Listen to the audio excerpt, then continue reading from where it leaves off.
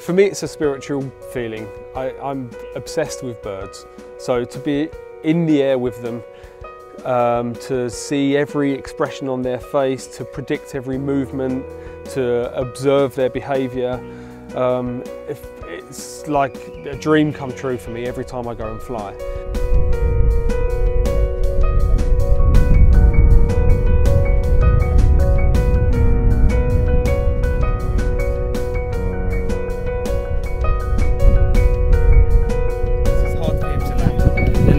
Too far forward, he hits his wings on the risers.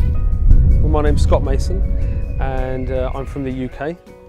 I now live in Pokhara, Nepal, and we run a project called parahawking, which is essentially we train birds of prey, rescued birds of prey that can't be released back into the wild.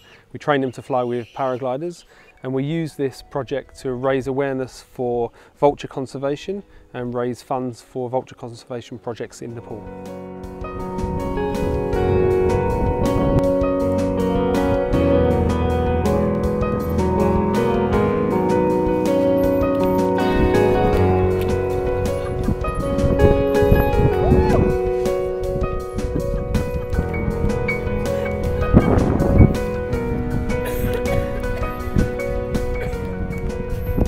I was running a graphic design business in the UK, and I felt that, I needed to explore the world and to see what my options were.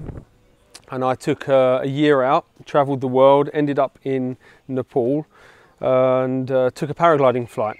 And on that paragliding flight, I met the guy that ran the paragliding company, and we had this amazing flight. We experienced lots of different wild birds, eagles, vultures, hawks, falcons. As a bird trainer, I was overwhelmed with the experience, and we talked about the possibility of training some birds to fly with us as a pipe dream, really, just as an idea. And then on leaving, I was presented with an option to stay to actually train two black kites, one of which we have over here, that had been rescued on that day. A tree had been chopped down and two black kites had fallen out of the nest. And there was this opportunity to train these two black kites, to rear them and to see if we could train them to fly with the paragliders. So within a blink of an eye, I changed my plans and decided to stay.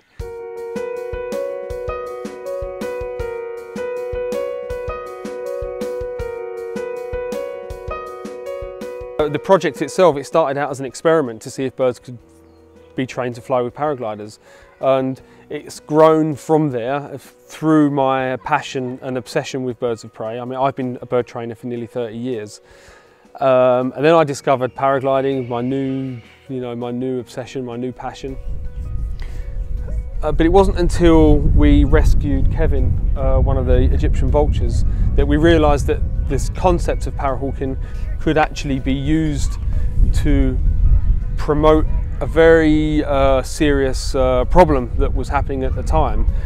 Vulture numbers were plummeting and they wasn't receiving the press that they really needed, and so we had this project that was receiving a lot of publicity.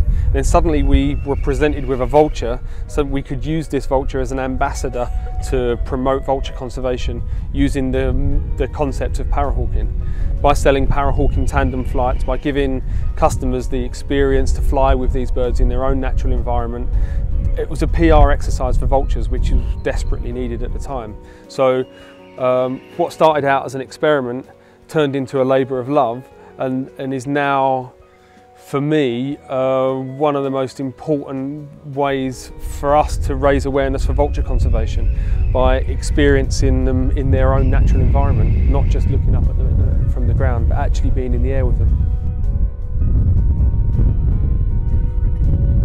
It might only be a once-in-a-lifetime experience to be up there flying with a bird of prey, and so you've got to take as much of it in. You've got to really, study them and see every movement of their feather, and every time they twist and turn. It's just an incredible. For me, it's a very spiritual experience.